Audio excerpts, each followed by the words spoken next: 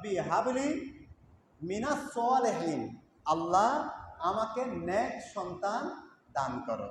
তা আল্লাহ রাব্বুল আলামিন জবাবে বলছেন ফাবাশশারনাহু বিগুলামিন হালিম, আর আমি ইব্রাহিমকে সুসংবাদ দিলাম ধৈর্য ধারণকারী সন্তানের। যখন ইব্রাহিম আলাইহিস সালামের বয়স ৮০ থেকে ৯৬, কারো কারো মতে তাফসীরকারগণ ওখানে ৮০ বছর বলেছেন, কেউ ৮৬ বছর বলেছেন। এই সময়ে ইব্রাহিম আলাইহিস সালামের একটা সন্তান হলো, নাম ইসমাইল রাখলেন। সুবহানাল্লাহ, বড় করে বলি সুবহানাল্লাহ। তো সন্তান যখন বড় হচ্ছে, মতান্তর রয়েছে বয়স তার যখন ৬ বছর, আবার আরও বর্ণনায় রয়েছে ১৪ বছর। কত বছর? ১৪ বছর। ৬ বছর হলেও ছেলে হাঁটতে পারে, চলতে পারে, আর ১৪ বছর হলেও সে একটা অবস্থানে আসে যখন মা বাবা তাকে নিয়ে স্বপ্ন দেখে। এমন সময়ে আল্লাহ রাব্বুল আলামিন ইব্রাহিম আলাইহিস সালামকে, অনেক পরীক্ষা আরও আছে, আজকে যেহেতু কুরবানি এই বিষয়টাই বলি। ইব্রাহিম আলাইহিস সালামকে আল্লাহ রাব্বুল আলামিন বললেন, তুমি তোমার সন্তানটাকে জবে করো। সুবহানাল্লাহ। কি কোথায় বললেন? স্বপ্নে। কোথায় বললেন? স্বপ্নে। ফালাম্মা বালাগা মাহু সায়া ক্বালা ইয়া বুনাইয়া ইন্নী আরা ফিল মানাম আন্নী আযবাহুকা ফানজুর মাযা তারা। বলি আল্লাহু আকবার। যখন তিনি বাবার সঙ্গে কাজে কর্মে হেল্প করার মতো এই রকম হলেন, অবস্থানে পৌঁছলেন, ক্বালা ইয়া বুনাইয়া, তিনি সন্তানকে ডাকলেন, ডেকে বললেন, হে সন্তান, হে বৎস, ইন্নী, নিশ্চয়ই আমি দেখেছি স্বপ্ন, ফিল মানামে, ঘুমের ভেতরে, আন্নী, নিশ্চয়ই আমি, আযবাহুকা, তোমাকে আমি জবে করতেছি। তোমাকে আমি কি করতেছি? জবে করতেছি। তো তিনি তো নবী, তিনি কি নবী। নবীদের স্বপ্ন যা দেখান পুরোটাই কে দেখান? আল্লাহ। বলেন না, পুরোটা কে দেখান? আল্লাহ রাব্বুল আলামিন। নবীদের স্বপ্ন পুরোটাই হলো কার? আল্লাহর দেখানো স্বপ্ন। নবীদেরকে শয়তান স্বপ্ন দেখাতে পারে না। তো এখানে স্বপ্নের একটা ব্যাখ্যা ছোটখাটো করে সময়ে বলি। উম্মত যদি, নবীর স্বপ্ন তো আল্লাহ দেখান, নবীদের স্বপ্ন কে দেখান? আল্লাহ দেখান। আর উম্মত যদি স্বপ্ন দেখে, সেই স্বপ্ন ৩ প্রকার। কয় প্রকার? উম্মত যদি স্বপ্ন দেখে সেই স্বপ্ন ৩ প্রকার। এক প্রকারকে বলা হয় খেয়ালি। কি বলা হয়? খেয়ালি। অর্থাৎ মানুষ যেটা কল্পনা করে, সবসময় কল্পনা করে, অথবা সমাজে যেটা সবসময় ঘটে, এই রকম কিছু রাতের বেলায় যদি ঘুমের মধ্যে দেখে, সেটাকে বলা হয় খেয়ালি। তার মানে আমি সারাদিন যেটা কল্পনা করেছি, রাতের বেলায় সেটা দেখা, অথবা এই সমাজে নিয়মিত ঘটে, সেটা স্বপ্নে দেখা, এটাকে বলা হয় খেয়ালি। আরেকটা স্বপ্ন আছে, এটাকে বলা হয় শয়তানি। এটাকে কি বলা হয়? শয়তানি। এটা স্বপ্নটা শয়তানের পক্ষ থেকে দেখানো হয়। এটা কার পক্ষ থেকে? শয়তানের পক্ষ থেকে। কিন্তু কোনো নবীকে স্বপ্ন দেখানো সম্ভব না। কোনো নবীকে শয়তান স্বপ্ন দেখাতে পারে না, কারণ এটা আল্লাহর পক্ষ থেকে সেই রকম একটা হেফাজত আল্লাহ রাব্বুল আলামিন নিজে করেন। সুবহানাল্লাহ। শয়তান যদি স্বপ্ন দেখায়, তখন দুটো কারণে দেখায়। একটা হলো তাকে ভয় লাগানো, একটা তাকে কি লাগানো? ভয় লাগানো। দেখবেন অনেক মানুষ স্বপ্নের মধ্যে ভয় পায়, চিৎকার করে, অথবা তাকে বিপদগামী করা, অথবা তাকে কি করা?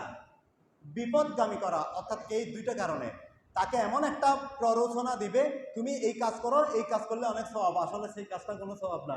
অথবা এই কাজ করো, তোমার এমন লাভ হয়ে যাবে যে তোমার অনেক উপকার হবে, আসলে সেটা কোনো উপকারী না, শরীয়ত সম্মত না। এই রকম বিষয়গুলো বিপদে ফেলে দেওয়ার জন্য অথবা ভয় লাগানোর জন্য শয়তান যে স্বপ্নটা দেখায়, এটাকে বলা হয় শয়তানি। আর ৩ নম্বর যে পদ্ধতি স্বপ্নের, সেটা হলো রহমানি। সেই স্বপ্নের নাম কি? রহমানি। রহমানি স্বপ্নটা সেটা মুমিনকেও দেখায়, অন্য ধর্মের হলেও সেই মানুষটা যদি সৎ পথে চলতে চায়, আল্লাহ রব্বুল আলমিনের পক্ষ থেকে তাকে গাইড দেওয়ার জন্য, তাকে ভালো কাজগুলো করানোর জন্য তাকে আল্লাহ রব্বুল আলমিন দয়া করে সেই স্বপ্ন দেখান। সুবহানাল্লাহ। সেটা রহমানি। সেটা কি? সেটা হলো তাকে সতর্ক করবে। এটা দুইটা কারণে দেখাবে আল্লাহ রব্বুল আলমিন। হয়তোবা তাকে সতর্ক করবে, অথবা তাকে কোনো সুসংবাদ দেবে। এমন স্বপ্ন, সেই স্বপ্নের তাবির করলে দেখা যাবে তার একটা কোনো সুসংবাদ রয়েছে। এই স্বপ্নগুলোকে বলা হয় রহমানি। সুতরাং স্বপ্ন পেলাম কয় প্রকার? উম্মতের স্বপ্ন কয় প্রকার?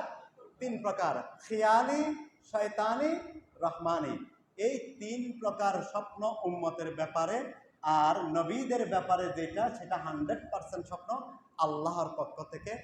সুতরাং ইব্রাহিম আলাইহিস সালামকে যখন সন্তান কুরবানির ব্যাপারে আল্লাহ রাব্বুল আলামিন নির্দেশ দিলেন, ইব্রাহিম আলাইহিস সালাম যখন সন্তানকে বললেন, ইন্নী আরা ফিল মানাম, নিশ্চয়ই আমি স্বপ্নে দেখেছি, আন্নী আযবাহুকা, আমি তোমাকে কি করতেছি? জবে করতেছি। আমি তোমাকে কি করতেছি? জবে করতেছি। ফানজুর মাজা তারা, এই ব্যাপারে তোমার মতামত কি? এই ব্যাপারে তোমার মতামত কি? হা قال يا أبت فعل ما تؤمر ستجدني إن شاء الله من الصابرين। বলি আল্লাহু আকবার। সন্তান বললেন, কলা, তিনি বললেন, ইয়া আবাতি ফআল, হে পিতা আপনি যা দেখেছেন তাই করুন।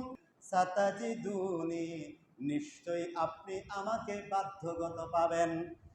ইনশাআল্লাহু মিনাস সাবিরিন, অবশ্যই আল্লাহ চাহে তো আপনি আমাকে ধৈর্য ধারণকারীদের অন্তর্ভুক্ত পাবেন। সুবহানাল্লাহ। বাবা বলতেছে আমি তোমাকে জবাই করতে দেখেছি, আর সন্তান বলতেছে অবশ্যই আপনি তা করেন। সুবহানাল্লাহ। সুতরাং বাবার যে এখানে মর্তবা রয়েছে সেটাও ফুটে উঠেছে, সন্তান যে নবী হবে তার লক্ষণও প্রকাশ পেয়েছে। সুবহানাল্লাহ। তারপরে ইব্রাহিম আলাইহিস সালাম জবে করার জন্য প্রস্তুত হলেন। জবে করার জন্য কি হলেন? প্রস্তুত হলেন। ইসমাইল আলাইহিস সালাম কিতাবে এসেছে, ইসমাইল আলাইহিস সালাম বলছেন, বাবা আপনি আমার হাত পা গুলো বেঁধে ফেলেন। সুবহানাল্লাহ বলি। হাত পা গুলো কি করেন? বেঁধে ফেলেন। কেন বাঁধবো? বাঁধবেন এই কারণে যে যদি আমি গলায় যখন ছুরি দেবেন তখন যদি আমি ছটফট করি, হাত পা আপনার গায়ের সাথে লেগে যেতে পারে, পা যদি লেগে যায় বেয়াদবি হয়ে যেতে পারে। সুবহানাল্লাহ। তিনি হাত পা বাঁধার পরে আবার বলতেছেন, না আপনি আমার হাত পা খুলে দেন, আপনি আমার হাত পা খুলে দেন। কেন? হাত পা কেন খুলে দেব? হাত পা খুলে দেবেন এই কারণেই যে ফেরেশতাগণ সাক্ষী হয়ে যাবেন, হয়তো আমি রাজি ছিলাম না, এই কারণে আপনি জোর করে আমাকে কি করতেছেন? কোরবানি দিচ্ছেন, জবাই দিচ্ছেন। এটা যেন না হয়, আমি একেবারে তারপরেও হাত পা খোলা থাকা অবস্থায়ও আমি কি থাকবো? আমি শান্ত থাকবো, সাবিরিন থাকবো, আমি সাতাজিদুনির অন্তর্ভুক্ত থাকবো, যাতে করে আপনার কোনো অসুবিধা না হয়। ফেরেশতারা যেন সাক্ষী হয় আমি স্ব ইচ্ছায় কোরবানিতে অংশগ্রহণ করেছি। সুবহানাল্লাহ। বড় করে বলি সুবহানাল্লাহ। ফালাম্মা আসলামা ওয়া তাল্লাহু লিল জাবিন ওয়া নাদাইনাহু আইয়া ইব্রাহিম قد صدقت الرؤيا إنا كذلك نجزي المحسنين। বলি আল্লাহু আকবার। যখন তিনি ইব্রাহিম আলাইহিস সালাম যখন তার সন্তান ইসমাইল আলাইহিস সালামকে যখন শোয়াইলেন, চিৎ করে শোয়ায়ে মাথাটাকে ঘুরাই দিলেন, যাতে যেভাবে জবাই করার সময় আমরা পশুকে রাখি, মাথাটা ঘুরাই দিলেন জবাই করার জন্য। এমন সময় আল্লাহ রব্বুল আলামিন জান্নাত থেকে একটা দুম্বা সেখানে দাঁড় করে দিলেন। সুবহানাল্লাহ। সেখানে দুম্বা দিয়ে দিলেন আল্লাহ রব্বুল আলামিন জান্নাত থেকে এনে, আর জবে হলো দুম্বা। সুবহানাল্লাহ। আল্লাহ রব্বুল আলামিন বলতেছেন, ফালাম্মা আসলামা ওয়া তাল্লাহু লিল জাবিন, যখন তারা উভয়ে আত্মসমর্পণ করলো, পরিপূর্ণভাবে কমপ্লিটলি সারেন্ডার করলো, আত্মসমর্পণ করলো, দুজনেই যেহেতু বাবা জবে করেছে, জবে করার জন্য এই স্বপ্ন দেখেছে, সেটা বাস্তবায়ন করেছে, সন্তান সন্তান হয়ে সেটাকে মেনে নিয়েছে। এই কারণে আল্লাহ রাব্বুল আলামিন বলতেছেন, পরিপূর্ণভাবে যখন তারা আত্মসমর্পণ করলো, ওয়ানা দাইনা হুয়াইয়া ইব্রাহিম, আর তখনই আমি ডাকলাম, হে ইব্রাহিম, কাদ সাদ্দাক্তার রুইয়া, নিশ্চয়ই তুমি তোমার স্বপ্নকে বাস্তবায়ন করেছো, নিশ্চয়ই তুমি কাদ সাদ্দাক্তার রুইয়া ইন্না কাযালিকা নাজজিল মুহসিনিন, আর এইভাবেই আমি পরীক্ষা করি। সুবহানাল্লাহ, বড় করে বলি সুবহানাল্লাহ। এটা হলো ইব্রাহিম আলাইহিস ইসলামের স্বপ্ন বাস্তবায়ন, যেটা এটাকে সুন্নাতা আবিকুম ইব্রাহিম, আমার রসুল বলেছেন এই কুরবানি হলো সেই ইব্রাহিম আলাইহিস ইসলামের সুন্নাত, আমাদের জন্য ওয়াজিব। সুবহানাল্লাহ, বড় করে বলি সুবহানাল্লাহ। সালাতুন ইয়া রাসূলুল্লাহ আলাইকুম, जबी मेरी हो संग दर तुम्हारा या रसूल अल्लाह, यही है एक जीने का सहारा या रसूल अल्लाह, सलातुनिया सालामुनिया। এখন আমার নবী পাক সাল্লাল্লাহু আলাইহি ইসলামের সময়ে এসে নবী করিম সাল্লাল্লাহু আলাইহি ইসলামের 4টা পুত্র সন্তান ছিল। কয়টা? 4টা। আর কন্যা সন্তান ছিল 4টা। একে একে পুত্র সন্তান সবগুলো কি হলেন? ওফাত হলো, দুনিয়া থেকে বিদায় নিলেন, হায়াত জীবনের অবসান ঘটলো। কাফের বেঈমানরা আমার নবীজিকে বলতেছে কি? নির্বংশ, তার মানে আমার নবীর কোনো বংশ থাকলো না, এই রকম কথা যখন বলতেছে, এই সময়ে আল্লাহ রাব্বুল আলামিন আমার নবীজিকে সান্ত্বনা দিয়ে আল্লাহ রাব্বুল আলামিন যে আয়াত ঘোষণা করেছেন সেটা হলো, ইন্না আতাইনাকা কাল কাউসার ফাসাল্লি লিরাব্বিকা ওয়ানহার ইন্না শানিআকা হুয়াল আবতার। বলি আল্লাহু আকবার। আল্লাহ রাব্বুল আলামিন বলেন, হে হাবিব, আমি আপনাকে কৌসার দান করেছি। সান্ত্বনা দিচ্ছেন আমার আল্লাহ, সুবহানাল্লাহ বলি। আমি আপনাকে কাউসার দান করেছি, ফাসাল্লি লিরাব্বিকা, সুতরাং আপনি আপনার প্রভুর নামে ইবাদত করুন, নামাজ আদায় করুন, ওয়ানহার, আর আপনি কুরবানি করুন। সুবহানাল্লাহ। ইন্না শানিআকা হুয়াল আবতার। বলি আল্লাহু আকবার। এইভাবে আল্লাহ রাব্বুল আলামিন যখন ঘোষণা করলেন আপনি নামাজ আদায় করুন, তার মানে কুরবানির নামাজ আগে। সুবহানাল্লাহ বলি। ফাসাল্লি লিরাব্বিকা, আপনি আপনার প্রভুর জন্য আগে কি করুন? নামাজ আদায় করুন, ওয়ানহার, এবং আপনি কুরবানি করুন। এই কথা যখন নবীজিকে বললেন, আল্লাহর নবী বললেন, ইন্না সালাতি ওয়া নুসুকি ওয়া মাহইয়ায়া ওয়া মামাতি লিল্লাহি রাব্বিল আলামিন, নিশ্চয়ই আমার নামাজ, আমার কুরবানি, আমার জীবন, আমার মৃত্যু লিল্লাহি রাব্বিল আলামিন, যিনি আল্লাহ, সমস্ত জগতের রব, সমস্ত জগতের প্রতিপালক, সেই আল্লাহর জন্য। সুবহানাল্লাহ।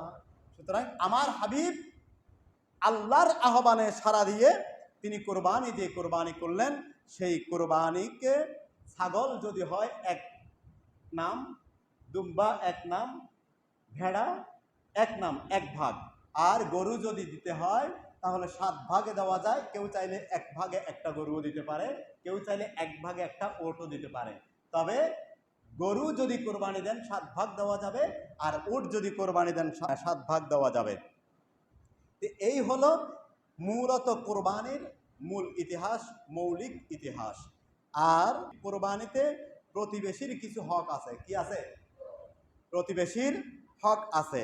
প্রতিবেশী যদি তিনি মুসলিম হন, প্রতিবেশী হন, তাহলে আত্মীয় যদি হন, তাহলে তার হক 3 ভাগ। কয় ভাগ? মুসলিম যদি হয়, প্রতিবেশী যদি হয়, আত্মীয় যদি হয়, কয়টা পেলাম? তিনটা। মুসলিম হিসাবে, প্রতিবেশী হিসাবে, আত্মীয় হিসাবে অগ্রাধিকার 3 অংশ, 3 গুণ থাকবে ওই আত্মীয়কে কুরবানির উপহার দেওয়া। সুবহানাল্লাহ, বড় করে বলি সুবহানাল্লাহ। আর যদি তিনি মুসলিম হন এবং প্রতিবেশী হন কিন্তু আত্মীয় না, মুসলিম প্রতিবেশী কিন্তু আত্মীয় না, তার হলো 2 গুণ হক। তার কয় গুণ হক? 2 গুণ হক। আর যদি তিনি অন্য ধর্মের হয়, অন্য ধর্মের কিন্তু আপনার প্রতিবেশী, আপনার পাশের ঘরে থাকে, আপনি তাকেও দিতে পারবেন, আপনি তাকেও দিতে পারবেন, কিন্তু তার হক হলো 1 ভাগ। তার হক কয় ভাগ? 1 ভাগ। অর্থাৎ তাকেও আপনি মেহমানদারি করতে পারবেন, সেই মাংস থেকে মেহমানদারি করতে পারবেন, কিন্তু তার হক 1।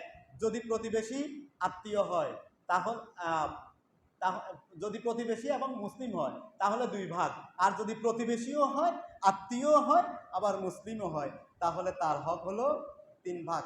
তাহলে বোঝা গেল আত্মীয় স্বজনের হক বেশি। আত্মীয় স্বজনের হক কি? বেশি। সুতরাং এই কথা সবসময় আমরা যেন মনে রাখি। অনেক সময় দেখা যায় ভাইয়ের সাথে গন্ডগোল আছে, এই কারণে নিজের ভাইকে পর্যন্ত তবরুক দেয় না, আর ওই দূরে কোথায় কাকে কাকে টিফিন বক্সে করে করে পাঠায়, প্যাকেট করে করে পাঠায়। ঠিক কিনা বলেন? আছে কিনা? আছে। তাদের কোরবানি নিয়ে প্রশ্ন আছে, তাদের কোরবানি নিয়ে কি আছে? প্রশ্ন আছে। সুতরাং আল্লাহ রাব্বুল আলামিন আমাদেরকে যথাযথভাবে কোরবানি করার তৌফিক দিন। সবাই বলি আমিন। আরেকটা বিষয় খেয়াল রাখবেন, দাড়ি পাল্লা দিয়ে, এখন তো ডিজিটাল পাল্লা আছে, কোনো অবস্থাতেই মাপঝুপে যেন সবার সম্মতি থাকে। সবার কি থাকে? সম্মতি থাকে। কোনো রকম কোনো কিছু যেন হেরফের না হয়, সেভাবে সতর্কতা অবলম্বন করতে হবে। কিন্তু মনে যদি খুঁত থাকে তাহলে কিন্তু কোরবানির জন্য প্রশ্ন আছে, তাহলে কোরবানির জন্য কি আছে? প্রশ্ন আছে। চেষ্টা করতে হবে যাতে সঠিকভাবে আদায় করা যায়, ওজন করে মাপ করে ভাগ করা যায়, কিন্তু তার মধ্যেও তো একটু এদিক ওদিক হয়, হবে না? হয়। এই কারণে খোলা মনে কি করতে হবে? খোলা মনে। আল্লাহ রাব্বুল আলামিন সবাইকে সেভাবে করার তৌফিক দিন। সবাই বলি আমিন। একটা জিনিস দেখবেন, কোরবানির দিনে বিশেষ করে আজকে অনেক জায়গা অপবিত্র করে ফেলা হয়, অনেক জায়গাকে কি করে ফেলা হয়? আপনার ব্যবহার অনুপযোগী করে ফেলা হয়, রক্তগুলো ছড়িয়ে ছিটিয়ে পড়ে থাকে। এই কারণে আমি বিশেষ করে ব্যক্তিগতভাবে আপনাদেরকে 10টা পরামর্শ আমি আপনাদেরকে শোনাতে চাই। সেটা যদি ফলো করেন আমার মনে হয় পরিবেশের জন্য ভালো হবে। এই বিষয়টা একটা খেয়াল রাখবেন, যেখানে কোরবানি করবেন পশু, চামড়া ছাড়াবেন, মাংস কাটাকাটি করবেন, সেখানে কাজের শুরুতে শেষে জীবাণুনাশক অনেক কিছু পাওয়া যায় বাজারে, এগুলো ছিটিয়ে দিয়ে ভালো করে সাবান দিয়ে ধুয়ে মুছে পরিষ্কার করে নেবেন। 1 নম্বর, ওই জায়গাটা ভালো করে পরিষ্কার করবেন। 2 নম্বর, যারা কোরবানি চামড়া কাটবেন, ছিলবেন ইত্যাদি কাজ করবেন, মাংস কাটাকাটি করবেন, তারা যদি সম্ভব হয় গ্লাভস পরবেন, হাতে গ্লাভস পরবেন, মুখে মাস্ক ব্যবহার করবেন, হাসি কাশি ইত্যাদি এগুলো থেকে নিরাপদ থাকার জন্য মাস্ক ব্যবহার করবেন। পায়ে যদি জীবাণুনাশক কোনো মোজা বা এই ধরনের কোনো কিছু থাকে ব্যবহার করলে আরও উত্তম। জুতো যদি ব্যবহার করতে হয় অবশ্যই ওই জুতোটা আগে থেকে পরিষ্কার করে ধুয়ে টুয়ে ফ্রেশ করে রাখবেন, সেখানে যদি স্যান্ডেল যদি ব্যবহার করতে হয়। এটা হলো 2 নম্বর পরামর্শ। 3 নম্বরে খেয়াল করবেন, কোরবানির পশু চামড়া খোলা মাংসের আশপাশে কোনো অবস্থাতেই হাসি কাশি এগুলো দেওয়া যাবে না। কোরবানির চামড়া ছাড়ানো মাংস কাটাকাটির জায়গায় ভিড় করতে দেবেন না, যাকে তাকে ওখানে ভিড় করতে দেবেন না, একটু দূরে দাঁড়াতে পারবে। যারা এই কাজগুলো করবেন তাদের অবশ্যই কমপক্ষে স্বাস্থ্যসম্মতভাবে ডাক্তারি সিস্টেম অনুযায়ী হলো 3 ফুট দূরে থাকা। আমরা করোনাতে 3 ফুট দূরের কথা ডাক্তারদের কাছ থেকে শুনেছেন না? সেটা কিন্তু এখানেও কার্যকর। মাংস রাখার পাত্র আগে থেকে অবশ্যই ধুয়ে রাখবেন, সাবান দিয়ে ভালো করে পরিষ্কার করবেন। এটা হলো 4 নম্বর পরামর্শ। 5 নম্বর, কাজ শেষে যাবতীয় বর্জ্যগুলো একটা পলিথিনে অথবা যে কোনো একটা নিরাপদ ইয়েতে রেখে স্থানীয় প্রশাসন বা সিটি কর্পোরেশনে যেখানে নির্দেশ দিয়েছেন সেখানেই ওগুলো ফেলবেন, নিরাপদ জায়গায়, অথবা নতুন কোনো জায়গায় মাটিতে কী করে ফেলবেন? পুঁতে ফেলবেন। গরু জবাই করার সময় একটা জিনিস খেয়াল রাখবেন, এটা হলো পশুদের জন্য একটা মানবিক চিন্তা করা, সেটা হলো ছুরিটাকে খুব ভালো করে ধারাইতে হবে। গরুটাকে একটু মাথায় পানি ঢেলে দিয়ে, গায়ে একটু পানি ঢেলে দিয়ে, একটা গরু যেখানে কোরবানি করতেছেন, এটা আমরা অনেকেই পালন করি না, আরেকটা গরু সামনে বেঁধে রাখা উচিত না, অন্তত একটা পর্দা থাকলে ভালো, কিংবা গরুটা অন্যদিকে ফিরানো থাকলে হলেও ভালো। ওই গরুটার সামনে ওই গরুটাকে জবে করা এটা অমানবিক। সুতরাং এই জায়গাটাও আমাদের একটু সতর্কতা হওয়া দরকার। যেখানে গরুটা জবাই করবেন সেখানে ছোট্ট একটা গর্ত যদি থাকে, গর্ত করে রাখা যায়, মাথাটাকে সেই বরাবর যদি রাখা যায়, জবের সঙ্গে সঙ্গে রক্তগুলো সেখানে গর্তে পড়ে যেতে পারে। এই কাজগুলো করলে জবেটা শুদ্ধ হবে, আল্লাহর দরবারে সুন্নত পদ্ধতিতে জবে হবে। আল্লাহ আমাদের তৌফিক দিন, বলি আমিন। আরেকটা পরামর্শ হলো, রান্নার সময় কাঁচা মাংস নাড়াচাড়া করার আগে পরে হাত ভালো করে সাবান করে দিতে হবে। হালকা গরম পানি দিয়ে যদি ধুয়ে নেওয়া যায় তাহলে অতি উত্তম। আমাদের মা বোনদের ব্যাপারে এই বিষয়টা আমার পরামর্শ। মাংস ভালোভাবে রান্না করতে হবে, মাংসের প্রতিটি অংশ যেন ভালোভাবে সিদ্ধ হয়। অনেক সময় দেখা যায় সিদ্ধ যদি না হয়, এতে করেও কিন্তু সমস্যা আছে, নানা রকম সাইন্টিফিক সমস্যা আছে।